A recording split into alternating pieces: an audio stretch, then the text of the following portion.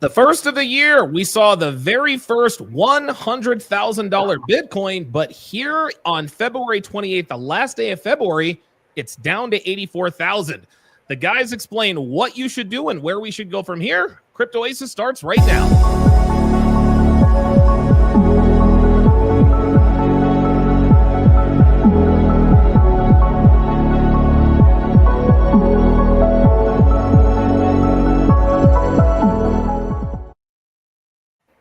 What's up, guys? It's your man, Donovan Sharpe, and welcome to this edition of Crypto Oasis. I am joined, of course, by the Moon Gang, Charlie and Miguel. What's going on, guys? Yo, it's going good. All right, so listen, let's get right into this before we get into the crypto mindset course. I'm going to start with Miguel here, and then I'll go to Charlie. Like I said in the intro, we saw a $100,000 Bitcoin. That is something that you guys predicted that would happen. And then you guys said it would eventually level out. So for those who missed that, okay, the market is going to, it's going to even itself out. There's going to be some balance. What is your opinion on the reason why we've gone from $100,000 Bitcoin and then in under 2 months, it's dropped by $16,000? Miguel, what are your thoughts on that? So, I mean, Bitcoin going to $100,000 a cycle was it was going to happen anyway. It was just the time. The space is getting bigger and bigger. It's a multi-trillion-dollar asset class, but it really was this whole thing of the drop that happened with Bitcoin wasn't really a Bitcoin problem. It was a macro problem. So I think some of the Trump tariffs and some of the stuff going on in the real world are starting to freak some people out. Okay. And because this industry is starting to get ETF money and it's starting to get kind of TradFi money, which is traditional finance money, when they get really shaken out or really shaken, it brings down the market. So like all these dips have not been like, we recently had like a hack for like $1.2 billion, but that's really just a drop in the bucket. And it was pretty much, money was made back within like a week or less. So it wasn't really that big of a problem. Now, it shouldn't have happened, but it wasn't that big of a problem. It's mostly been kind of weakness in equities and kind of what's been going on with like geopolitical tensions and stuff like that. But the crypto market, this is really normal for us. A 50% correction you usually get multiple 50%, 40% corrections throughout a bull run. Bitcoin's only down literally like down like 20, 30 grand tops. That's really not that much on an asset that went up to like $108,000, which is pretty crazy. When we had been here on the show with you, Donovan, and Bitcoin had been like 20 grand. Yeah, I remember when we first started. Yeah, it was $20,000, and now it's now it's all the way up to it's all the way up to 84,224. Listen, pardon me. Charlie, what are your thoughts on what has happened from the start of the year to now, February 28th? We're going into March. March 1st is tomorrow. What are your thoughts on Bitcoin dropping from 100K to 84K in such, I guess, a relative short period of time? Yeah, so you got to look at, okay, who are the biggest players right now in, like Miguel said, what's happening in macro, but then also what's happening within crypto. So if you look at calendar year 2024, biggest thing to happen for Bitcoin in 2024 was January. I think it was like January 10th, 2024. They were able to get the Bitcoin ETF approved. Then money inflows just started walloping into Bitcoin. What happened at that time was you had Bitcoin and the rest of the crypto market already in an uptrend from the rumor that the ETF was going to get approved. Once you got inflows from BlackRock, Fidelity, ARK Invest, and these other Grayscale and these other companies, once you had first of all, it was Grayscale outflows kind of slowed down the pump, and then inflows basically got us to kind of a blowout, a little bit of a early local top on, I think it was March or April of last year. Then we had like all of consolidation last summer. What that was BlackRock and other large organizations accumulating more Bitcoin. One of the countries that sold was Germany. They sold about $500 million worth of Bitcoin. And that's when Bitcoin was last its cheapest. It dropped down about 49K and some change, and was stable around 55K for the most part. And then from there, we had the run that we had up to 100K. And mainly because, all of these organizations, the ETF inflows were getting bigger and bigger and bigger. Now, the one thing crypto was missing, and this is mainly because Ethereum from that exact time when the inflows were happening into a lot of the Bitcoin ETF, Ethereum actually became inflationary again. It was deflationary for the first part of the cycle, and it actually had outpaced Bitcoin and done pretty well. But then when it became inflationary again, Ethereum slowed down. That slowed down the interest of retail, so everyday average people. Also, the stat to know over the last year or two has been that Americans, the average American savings has gone back to basically in debt. And since the savings was really high back during the pandemic because everybody had stimmy checks and everybody was at home and not spending much and all that stuff. Hold on a second. Just because all of that was happening, what do you call it? You haven't had that much retail into the market yet. And so since you haven't had much retail in the market, we started getting a lot of outflows at the beginning of this year on the ETFs from BlackRock and these other companies. And because of that, that's one of the reasons why the price dropped. Now there's speculation as to why they're doing that, right? There is now the Litecoin ETF, the Doge ETF, the Solana ETF, the Cardano ETF, the Polkadot ETF. Jeez. I think probably others too, but yeah, there's a lot of ETFs coming down the road, and they may be rotating towards the altcoin season here for the last part of the bull market. Miguel, what'd you have to add? The SEC has been dropping lawsuits as well. The Richard Hart lawsuit has been dropped. The SEC, the R8, is that what they're talking about here in the chat? Yeah. Okay, what are the implications of that? So the SEC has been very anti-crypto. This is there's been a lot like I was saying earlier with Trump coming into office, right? He's gonna be shaking things up. The equity market isn't happy, as well as they're gonna, what Trump's gonna do is gonna take some time for it to have the positive effects. But the second half of the year is gonna be very, very price positive for crypto. We have the Doge coin. We have the Doge. We got the 5,000 Doge dollar rebate that's going to be happening for everybody pretty soon. Okay. Even if it isn't $5,000, it could be $1,000. It's really good for the economy. Last time that everyone got $1,200, you had meme coins, you had all a crypto pump with all this extra capital. If it is $5,000, it's going to be a very, very nice pump. But one of the big things that kind of happened is, as Trump came into office, is they got rid of Gary Gensler. Gary Gensler decided to leave the office because he was going to get fired if he didn't. He was extremely, extremely corrupt and anti-crypto. He brought lawsuits against some of my friends, actually. I had friends in the industry. Damn, are you serious? Yeah, I am very serious. Extremely serious. Like fictitious lawsuits and stuff going after individuals, not just the coins or the coin founders or the foundations. They were going after individuals. They persecuted and went after people within the Hex ecosystem. And and now the cases have been dropped, and the SEC essentially dismissed it, saying, yeah, this is bullshit. So they just dismissed they're systematically dismissing every lawsuit. They just dismissed Kraken's lawsuit, Gemini's, Coinbase, the Richard Hart one. Basically, they basically had a lawsuit on every single major entity in crypto had a lawsuit with the SEC, or a complaint at least, and now they're being systematically dropped right now. Jesus Christ, man. So let me ask you guys this question. So, and again, off the air, we were talking about like the Trump tariffs and everything like that. Do you guys, and I'll start with Charlie here. Do you anticipate another, I don't want to say another bear, because obviously this is kind of sort of the end of the bull run. I think we talked about this could be the end of the bull run.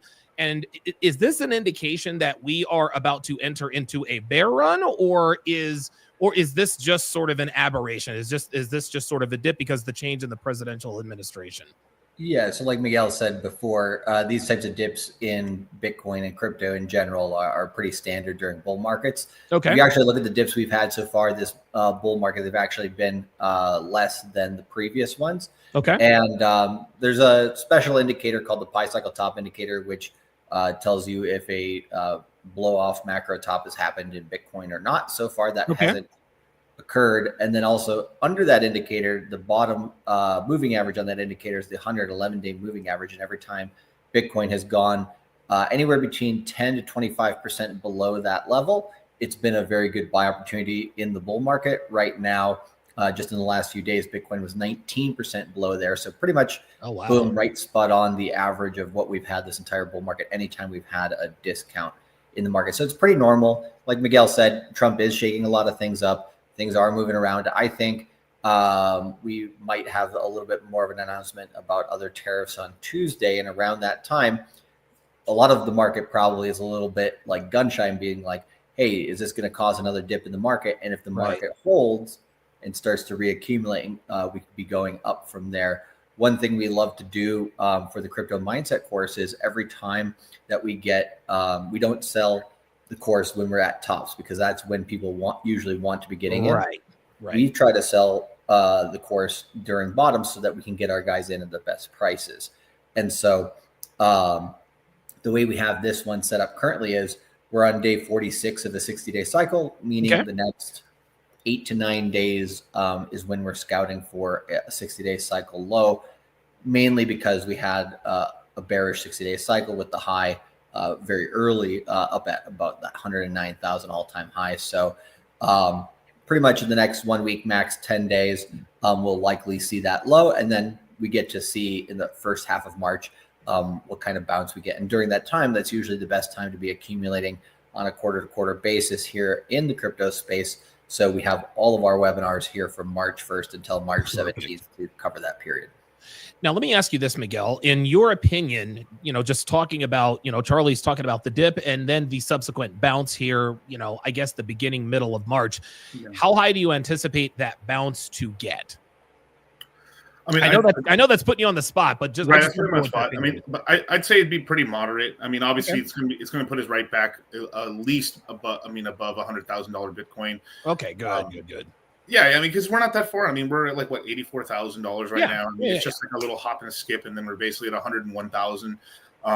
It's going the real test is whether we're going to in the month of March get back above its all-time high. But I think we will be back above $100,000 before the end of March. There's a lot of positive things happening in March. Mostly, not really for the Bitcoin, I should say, but I should say there's major players in the game, like Ethereum, that's finally going to get a different types of ETFs. Market weighted ETFs. So you're finally going to have joint ETFs where because one of the reasons people just buy the Bitcoin one is because they only have so much money. You know what? Let me just buy the Bitcoin one. I know that one. Wow, this one I can buy Bitcoin and Ethereum at the same time. Cool. Then I'll just buy that one. And it's going to be added volume on Ethereum. They're also doing major upgrades to Ethereum. That's going to increase. It's going to make it cheaper to do transactions on Ethereum, as well as good. They're going to, they're kind of centralizing Ethereum a little bit, but basically making it easier for BlackRock and these people to essentially give out yield on Ethereum. So you'll be able to buy an Ethereum ETF where you get paid essentially a dividend for staking. So as you buy it, they buy Ethereum on the market, they stake it for you. Of course, they take their cut and they give you the yield. So it might be a 3 to 4% yield, on something. So it's that's pretty for TradFi, that is very, very, very lucrative for that. And they're like, wow. So I have an asset that can multiply in a year, and on top of that, it pays me 3% in cash flow. I like that. And so that's what's going to really help investors out and stuff. And so I think Ethereum is going to have a very good back half of the year. And you also have Sonic as well, who's doing like a $200 million airdrop that starts in March. So you're going to start seeing a lot of people starting to get, coins basically, or coins as well and stuff. It's kind of crazy. Me and Charlie probably can't name everything off, but it's just like we start noticing, as we've been in the space for 8 years, you start noticing a lot of coincidences. Wow, why everyone just seems to magically be dropping in March. That's so you know what's crazy about this Richard Hart thing right here is right now the Richard Hart ecosystem is low liquidity. Every time it's been low liquidity, it's been pumped in price so far this bull market. Also, if you look at Pulse X on this news, Pulse X within literally probably this is, if I go down to the hourly, this is since the last 2 hours. Pulse X on the news has pumped 63%. So that's more returns than Warren Buffett within. I made a lot of money today. Holy shit! Everybody's getting this. Somebody put in the chat Hex Lambos incoming. No, I'm not even joking around. Yeah, literally multiple Hex Lambos. Not even the aliens are taking over. That's all I'll say. I gotta get a new Rolly.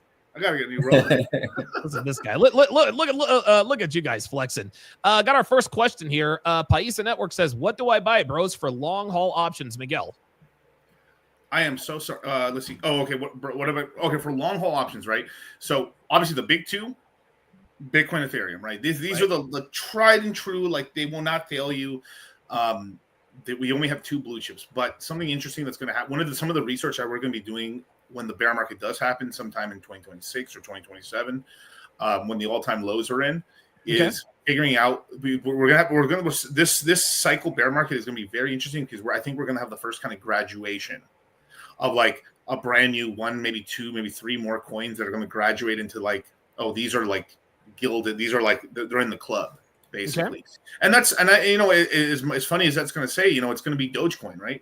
It's just, I know it's ridiculous. It's true, but it's actually done extremely well for its entire history. It does look ridiculous, but when it does move, it does very well with Bitcoin and against Bitcoin in terms of just like keeping up with its returns. I mean, at some like literally, we're going to have Doge last night, right? Doge last night hit about 18 cents. And it's going to hit $1. It's already like it's in process right now. This is why we're me and Charlie are just scratching our heads and just can't believe how probably short-sighted people are. They're about to pass an ETF for Dogecoin. What? Which I predicted. I actually said it on the show a long time ago. But we've been predicting, an ETF for Litecoin, Ethereum, Bitcoin. Everyone's like, Miguel, Charlie, you crazies. There's no way, bro. There's no way there's going to be an ETF. You get these charlatans out of here. This is and every single time, everything we've said has come true. It is coming true right now. I even said there might even be an ETF for XRP, which I don't like. What? Oh, wow. Yeah, we talked about that a lot. Yeah, we do have actually, can't mention too many details, but it seems likely that within the next 3 months, we're probably going to have the first 2 countries with a central bank digital currency as well. Get the fuck out of here. Wow. How certain are you of that? Can you put a percentage on that? 60%. It's a rumor. It's a rumor.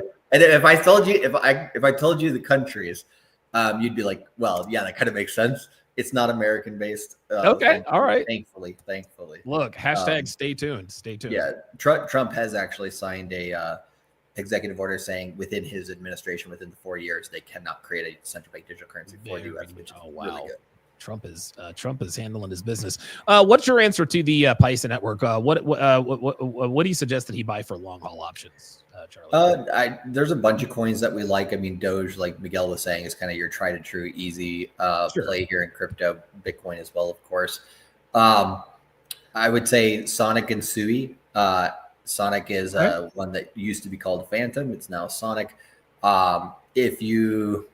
Today, I think Andre Krohn, the founder of that, he's leading this thing called the Sonic Foundation, which is the group that's going to try to promote and get the word out there for the Sonic blockchain. And what he is doing, both on the technical side as well as on the marketing side, is really getting kind of like the best grown crypto ecosystem right now, because Ethereum's making a few mistakes on, their layer 2s and being inflationary again. Okay. Bitcoin's doing just fine. Some of the other layer ones like Solana had too many meme coins and extraction plays on that chain. So because there were so many people basically just taking people's money and converting it back into Bitcoin and stuff, right. That went well for a bit, but then it kind of limited the upside potential of Solana over the last 1 year, even though it did do really well. But right now, Sonic, I think, has kind of the whole best thing going on for it. Sui is pretty good too. Sui is more like a venture capitalist play, so you got the big boys in on that one. So it moves a little bit slower because it's less organic, but with that one, it's going to be doing very similar to what Solana did last cycle. So those two you can pretty much buy and hold this year into the second half of the year and be comfortable making some money. All right, perfect. Eduardo Hex and Ethereum wants to know, how long do we have to buy Sonic under $1? Miguel, you want to take a crack at this one? Honestly, man, like a month, maybe less. Ooh, wow. So not very long. Not very long. I mean, the airdrop's going to really start off. I mean, with the airdrop, it's going to boost on-chain metrics. We're probably, there's going to be billions of dollars coming in. Pendle just launched on it. I think this Monday we're going to have Aave go live on Sonic. Aave is the largest crypto lender, DeFi lender. They're basically one that's also being bought up by the Trump administration as well. And that's actually another little key point when we talk about is that how pro crypto Trump is. Okay. like this is a U.S. led crypto cycle. First time it's ever happened. You know, in the beginning, it was kind of too small. It was more of like a real tech nerd thing. Then it went, and then from there it evolved. It became a little more libertarian party kind of was really behind it. And then it kind of evolved to the poker players, kind of like, you know, pokerstars.com and all those guys. Right. They were using Bitcoin on some sites to gamble. And then, you know, then obviously it expanded from there. And then basically it got kind of put in like where it was kind of Tokyo, sort of Japan controlled, and then from there when that exploded, it became sort of like Asia controlled during 2017. It was real. Okay. It doesn't mean the United States wasn't in it. It was just like the majority of the Bitcoin mining, the majority of like the volume, some of the big exchanges were all foreign exchanges. This last cycle, we had America kind of coming into it. A couple of little hiccups with FTX, so big hiccups and huge stealing. But you know, you had the implosion of that. Then this time around, the United States has really like decided, hey, we're going full into this. We're supporting it, and we're going to have crypto dominance for the United States. So this is the first cycle where we've had a positive. I think positive. I mean, I think it's possible. If when Trump first got in office, you know, it's 2016. You know, it wasn't that big, and it wasn't that big. The industry wasn't $1 trillion yet. And I think, you know, once the asset class got to $1 trillion, they're like, okay, we can't ignore this anymore. We can't be negative against it. But it was 2020 was stolen. Right. So, of course, absolutely. Because you see Trump how he acts right now. He would have done. I mean, he would have. Of course, he would have. He's telling us now. He's doing it now. But this is where they kind of messed up. I mean, maybe this is the best scenario what could have happened because. If he got fairly elected in 2020, he wouldn't have had the power to do what he's doing right now. Right. That's very true. That's actually a very good point. Every president in their second term gets a little more crazier because they're in, and also like, I'm not gonna get reelected, so I can just go crazy a little. Yeah, just do whatever the hell I want. But normally you would have the House against you, or you'd have the Senate against you. I mean, he essentially basically can't lose the Supreme Court. He has the House of Representatives on lock, and basically has about a 1 seat to 2 seat probably majority on the Senate. Good. So this is the first time all 3-4 houses. I mean, dude, we got power, we got control, bro. Control, but they're working. Soros is working on it. Some I heard he's cooking on something. He's putting some major money down to like shuffle 2-3 seats out. You're talking about George Soros. Yeah, George Soros. Yeah, I mean, that old dude is still around. He's on the Epstein list. Literally, of course he is. Literally on the Epstein list. Nobody's over here trying to mess with politics, bro. It's just I thought he retired and gave it to his son. Literally. Look, that might be the play if he wants to stay out of trouble. But something tells me George Soros is probably going to go down swinging. You guys know that. Here is a question from Peter John Liram. I'll throw this one to Charlie. He says, do you think that Ethereum USD will capitulate down as far as 1,300 to 1,600 as per Benjamin Cohen? So it's possible only if we do get Ethereum below 1,900. The reason why 1,900 is an important number for Ethereum is because MakerDAO has about $350 million in liquidations that would happen if it were to get down to that level. So for that to happen, Bitcoin would probably, so if we're looking at $84,000 Bitcoin right now, we're looking at $2,230 ETH. ETH right now, I think we have a really hard time going below 2,050. So for this scenario to play out, it wouldn't be until early April for that to happen. What would have to happen is Bitcoin would have to bounce up here, maybe let's say the low 90Ks, not really regain the mid 90K mark, and then dump down again and have a lot of outflows. So Wall Street, I mean, you could get them to try to get more outflows in March if you wanted. I'm trying to think of like other bear scenarios, but like Miguel said before, we had that $1.5 billion hack on Bybit, and like crypto was like, whatever. So I think it's, it's not impossible. It's not without the realm of possibility, but right now I'd give it like a 20% chance. Okay, very good. Good answer. Good questions. Ricky Romero, I'll throw this one to Dollar Cost Crypto here. When do you think we are getting a new, and what does ATH mean for Bitcoin? What does that mean? All-time high. All-time, ATH. Okay, yeah, that's actually a very good question. Yeah, when do you think we're going to get a new all-time high for Bitcoin? Very good. I mean, I would probably say a little bit after March. Really? That's good. Yeah, I mean, if I were to give you I was like for sure probably in the summer. Okay. We're gonna have a summer and stuff. There's some people that are kind of still fighting, sell in May and go away, that sort of thing. Doesn't really exactly work for crypto all the time, but I mean, it's May has been sort of it's been a pretty flip flop sort of month in terms of as long as crypto's been around. But I would say the summer, I think we're gonna do very, very well, and it's sort of also. When Trump came in office, he created a crypto group called the Working Group, which is essentially their version of Doge, except for crypto.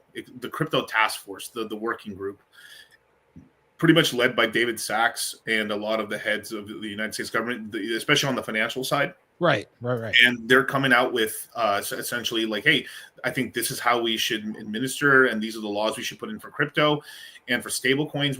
I would imagine sometime in May or in June, we will have the first official signed stablecoins law that's going to be passed in terms of like what do you need to be a stablecoin, what's the qualifications, what can you use stablecoins, what you can not use stablecoins for, and afterwards, I would say in July is when we're going to get the first kind of bills passed to like what do you need to be a corporate entity that is a U.S. based cryptocurrency company, because Trump has basically promised. And he's been a man of his word, is that no crypto taxes for long-term holders of companies that are in the crypto space. So imagine you have a Solana. Solana is a US-based cryptocurrency. So if you hold Solana for a year, you may not pay taxes on it. No taxes. No taxes? And we have the state of Utah currently is the closest state to having a strategic reserve bill passed. Within that bill, one thing that they mentioned is they're trying to make it so that corporations don't have to do as much KYC if they're doing crypto to crypto transactions. If they're doing crypto to fiat, which would be like a US dollar stable coin, then there would be the requirement for them to do KYC. So the reason why that's kind of interesting is because if they allow more crypto to crypto transactions to be within like a native crypto space, then they may also extend that to not only the US based cryptos, but anytime somebody in the US is exchanging one crypto for another, it may have similar to what we have in real estate, which is the like kind asset exchange. As long as crypto to crypto is a like kind asset, but back into dollars is not. And so that way the only tax you would get is exiting. We've been saying for years that would be ideal in crypto, but it would take a very positive government towards us to be able to get something like that passed. So they're kind of making baby steps towards that type of stuff right now. And actually, I wouldn't say baby steps. I would say, big steps, compared to Biden.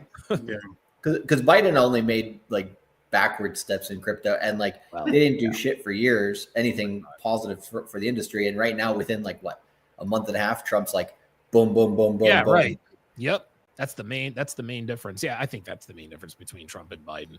They're the same age, but Biden, I think. Charlie, PulseX flipped Pulse Chain. Dude, PulseX right now is fucking just boom. It's literally right up to its resistance area, and it's starting to get like a little what do you call it? Little resistance or whatever there, and it's on a 93. It was on a 63% pump in the last 2 hours. Now it's on a 93% pump, so it's almost doubled. It's my biggest bag outside of Hex in terms of the Trump effect, baby. The Trump effect. Hey, Miguel Gabby wants to know: will there be the same seasons in this new cycle? We have the AI. I don't know. Is that AI? AI. Yeah. Okay. We have the AI new season, so there will still be an NFT season, or do you think that was a last cycle thing? Very good question. All right, the NFT. So okay, I would say yes, we will get most of the same cycles. The NFT cycle might be just more of NFT GameFi, sort of like me. It's all becoming one thing. So you had Pudgy Penguins that came out with they were the first kind of major IP that like some guy ended up buying like Pudgy Penguins, the NFT. Yeah, okay, whatever. But he had connections to Walmart. He ended up making plushies and selling it through Walmart, and then it exploded. It went up quite a lot. And it became the sort of thing where when we did an NFT course a long time ago, back in I'd say early 23, and I remember that. Yeah. One of the few NFTs we ever recommended, besides the Trump ones, were the Pudgy Penguins. Pudgy Penguins were selling for about, I think, $1,600, if I remember correctly. They're well worth over $100,000 today. Oof, very few NFTs though. I mean, I'll tell you, like there's less than 5 that really did well. So just it was just that sort of thing. But the NFT market what's happened is that a lot of the celebrities have just found, it's easier to sell and make money. Yeah, right. Imagine that. And then that's why like what's going to happen is some of the old NFTs are still semi-popular are probably going to make meme coins as airdrops for holders. So Bored Ape Yacht Club will probably do it. Maybe the Mutants. I would say ETH possibly. I don't think so, but it's like anything that was kind of popping last cycle or in 2017 could possibly get like a crypto coin. So it's going to be like a NFT meme coin cycle it's going to be like a little turbo boost in the middle of the meme coin cycle. There's going to be an AI thing. There's going to be, Sonic season. We're kind of still in the middle of it. It looks like we're starting Pulse Chain season. Shout out to the boys. We winning.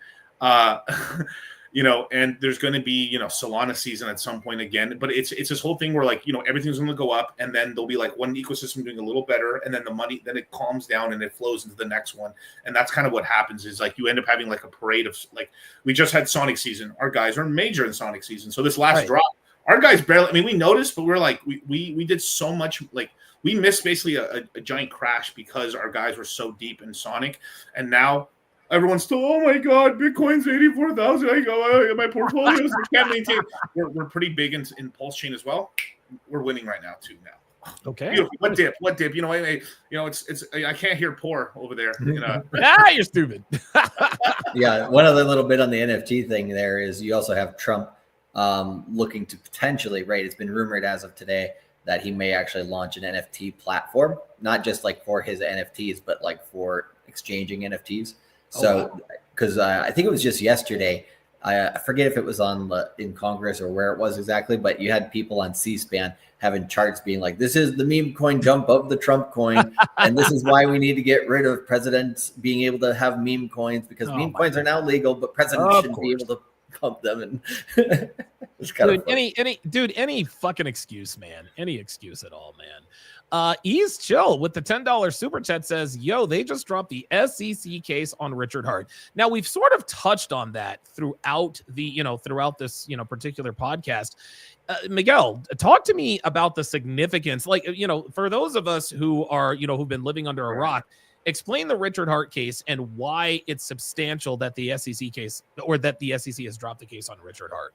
Well, it's really a two-part thing. There's the community side.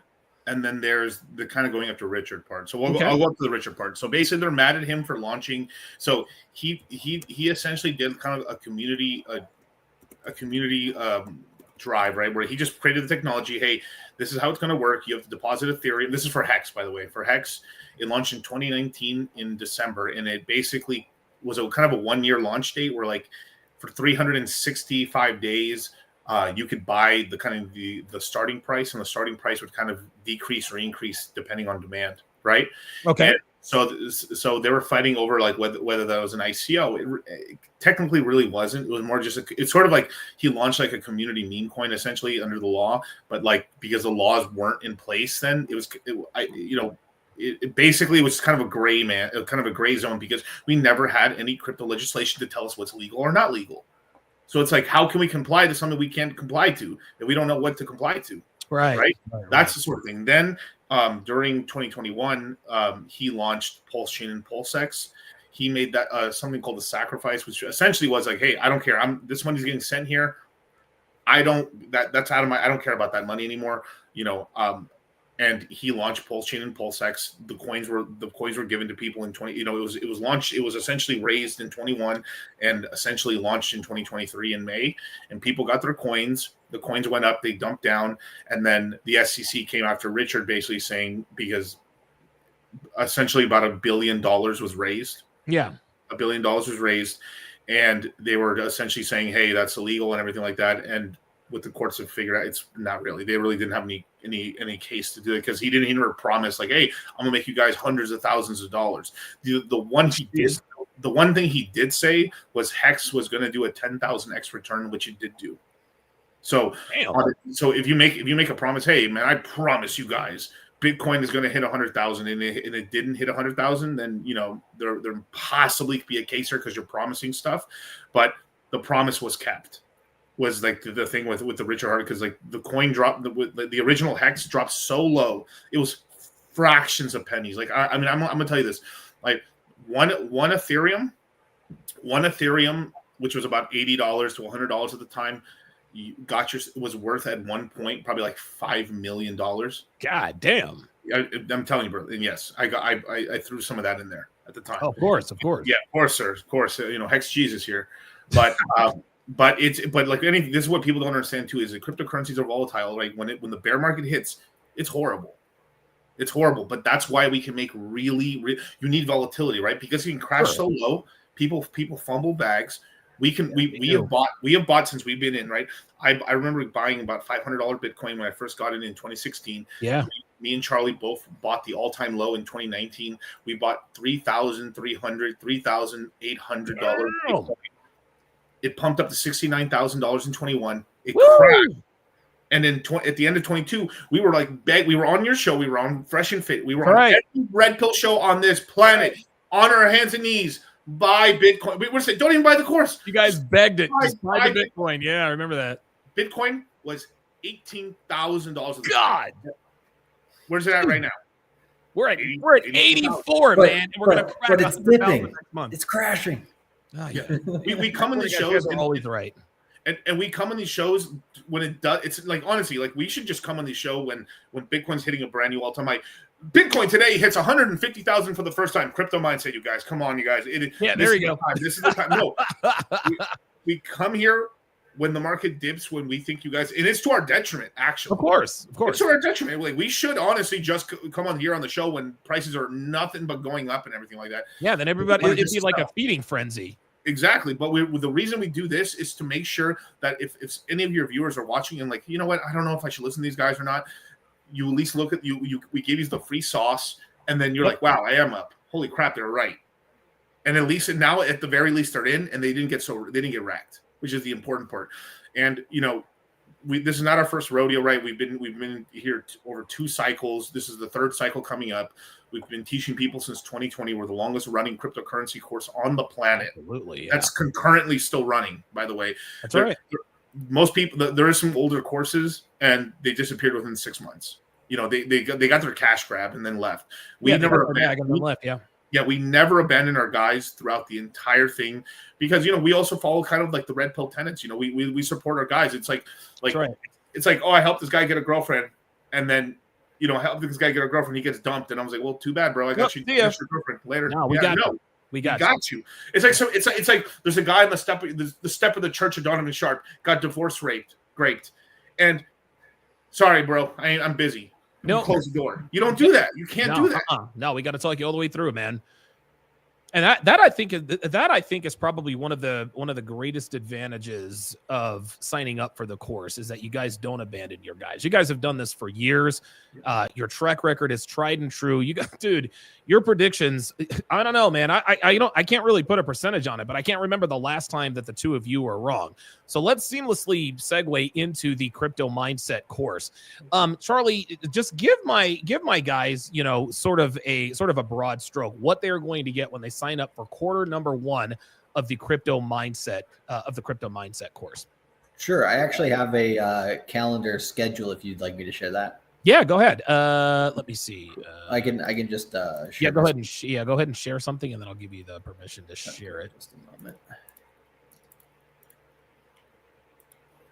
Okay, if I go here and then the stage. All right, good stuff. Okay, perfect. All right, sweet. So yeah, this is the calendar for the Q1 Crypto Mindset course. So we're going to be starting webinars here actually tomorrow night on Saturday, March 1st. Oh, wow. Okay. All right. Yep. So very soon here. Everybody who wants to be able to get in on the live for Q1, the Q1 thesis, where we break down everything that we think is going to happen here over the next 3 months. So end of Q1 being March, and then going into the first half of Q2, we're going to be describing how we think that's all going to go about, what the different scenarios are, and everything like that. If you get in, because we're going to leave this open here for Donovan for the next 5 days. If you happen to get in a little bit later and you missed the first 3 webinars here, don't worry, they're all recorded. So you'll be able to get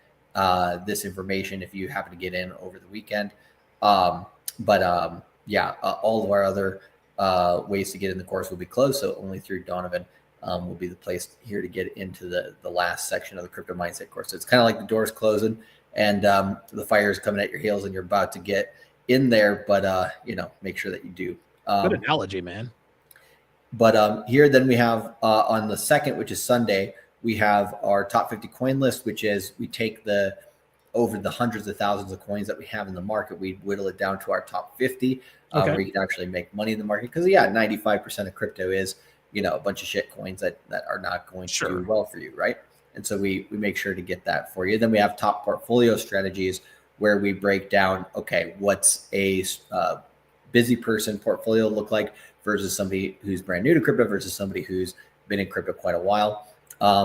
And then we work this into risk management as well, telling you how to play defense in crypto. Oh, nice. Sure I like that. Do not lose money because, if you lose money, right, that can sometimes be just as bad as, not making money for some people. So we want to make sure that you mitigate your risk. And then we build in some technical analysis here on the 60-day cycle so we can get you into the best swing trades here at the beginning of Q1, at the beginning of the next Bitcoin 60-day cycle. So that's the first section here of the course, and it's really jam-packed with a lot of stuff related towards dollar cost averaging, getting some trades set up, and really making sure that you are looking to your downside as well for risk. So that way we kind of set you up as best as possible at the beginning of the new 60-day cycle, as well as at the end of this quarter. It sounds like, and it looks like you guys have webinars all the way up until the 17th. Am I reading that incorrectly? Correct. Yep. But Miguel, I don't know if you want to explain a little bit about once we go ahead, Miguel. This break here, because we will be from the 6th to the 9th. We have a break here because me and Miguel will be speaking at the Pulse Chain conference here in Las Vegas. Ah, very cool. Very cool. Me and Charlie are getting invited to a lot of cryptocurrency conferences to speak. I can imagine.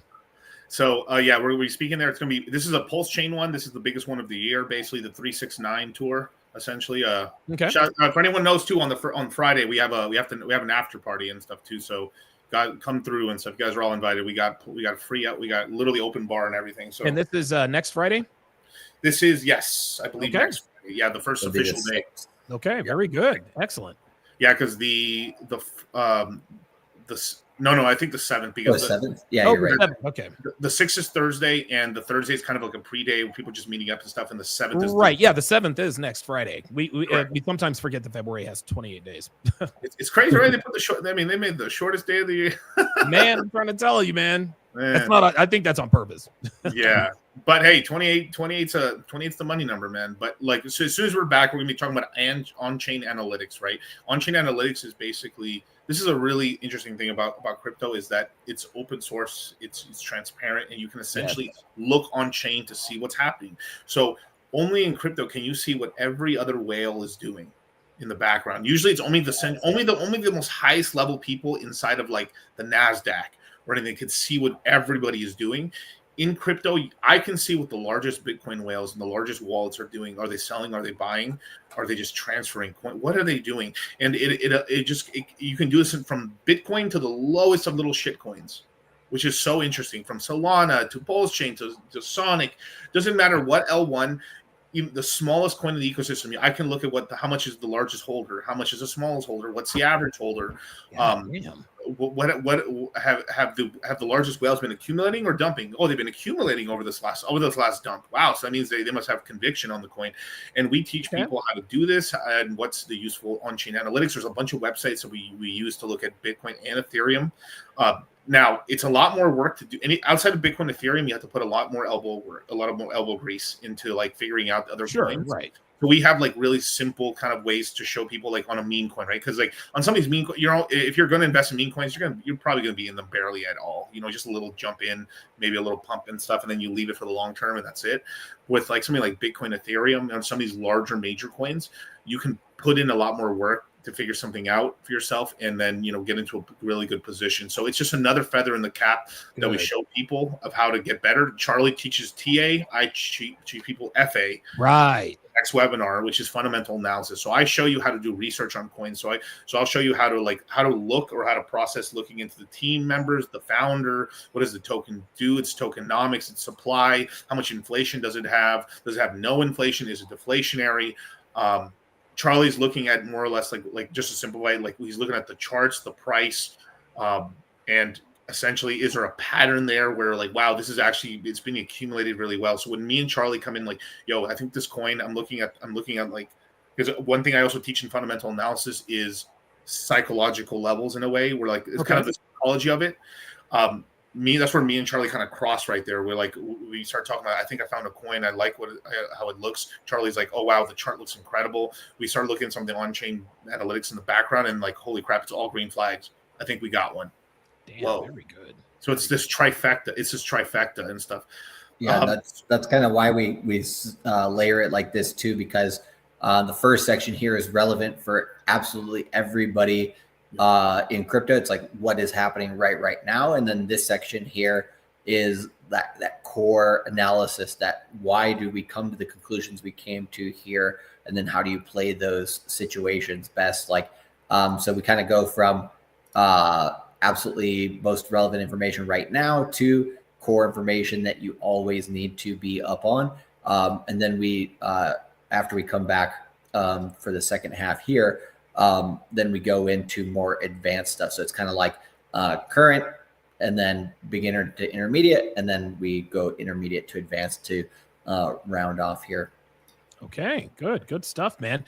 Quick question here. This is actually not the question I wanted to have. Clean Benz wants to know, give your thoughts on Solana's unlock. That's interesting. Yeah, it'll probably keep the price sideways for a bit. I mean, price has already dropped so much that if we get a bounce here, any of those coins that have become unlocked, people probably won't sell them right away. So it might give a little extra sell pressure on Solana as it goes up. So it might kind of take more time for Solana to come back compared to some other chains like Sonic, because Sonic has so much momentum going for it right now. If we get a good move in the macro part of crypto with Bitcoin and Ethereum, then that one probably has way more volatility to the upside. And obviously right now with Paul's chain and PulseX as well, because of the Richard Hart case being dropped, it probably get that. Oops. That's not what I wanted. Sorry about that. Yeah, I can share the Pulse chain screen if you want. Yeah, if you would. While he's sharing that, George Walters wants to know, will you open up the course again at a later time? Ooh. No, this is the last time forever, you guys. Yeah, I think you guys said you're going to keep it open on my end for what, 5 days? Yes, and then of course the next time will be the next quarter, correct? Correct. So in about 3 to 4 months from now will be the next time. In terms of 5 days, let's see here. 1, 2, 3, 4, 5. Yeah, so it'll be until Tuesday the 4th. Okay, perfect. At midnight. So okay, there we go. Tuesday at midnight. Karn, this is interesting. Says, I never paid for the course because I always use profits from the last one. This will be my 7th one. There is always at least one webinar that makes me bank. Also, the Richard Hart case dismissed. We printing money right now. Hey, Hex Lambos, man. Hashtag. Literally, our group might be the only people. I mean, our group has been so freaking happy this last month. Oh, of course. Even with this drop, right? Anytime Bitcoin drops, everyone gets like, "Whoa, what's going on?" Before the Bitcoin drop, everyone was kind of like, "Oh no, Solana season, it's over. Meme coins are down. What am I going to do?" And we were just printing money with Shadow and Sonic. We literally got people into this new brand new DEX or a brand new exchange essentially called the DEX called Shadow. Okay. That went from $5 to $200. I bet. And $5 to $200? $200. And then on top of that, you were earning, thousands of percents of yield, APR and stuff like that. So people were making, hand over fist money that we told guys when, start taking some profits. And even right now, after everything that's happened, after Bitcoin crash, it's only down less than 50%. From its all-time high, which is incredible. And then on top of that, the yield and the money is still incredible on Sonic. And then what's happened now Pulse Chain's going up. Now everyone's making a ton of money on Pulse Chain. I don't know. I know maybe it's a recession for other crypto guys, but not for the crypto mindset. Wow, very, very nice. George Walter says, so my understanding, I can still get into the course till the 4th of March. Yes, because tomorrow is the 1st. They're going to hold it open for 5 days, including today. So March the 4th will be the last day. Only through Donovan's. Only through my affiliate link. It is pinned at the top of the chat. Had another super chat here. Bankai guy says, because my Google stayed on, it paid for the CMC Q1 and the Citadel for the year. Let's fucking go. I like that. Very, very good. We had another super chat earlier. Oh, never mind. I had already read that. Final thoughts, guys, on the crypto mindset course Q1. Miguel, fire first, man. I mean, yeah, it's the premier course to learn about cryptocurrencies, but not even just that. I mean, we have so many return customers. We've helped.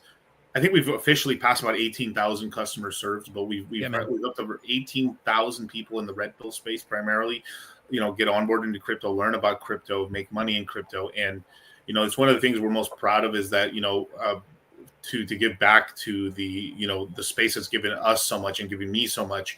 We're empowering the red pill and making, and if the largest wealth transfer in history is happening right now, we're making sure the red pill gets their piece of it, and a big piece of it. Damn right.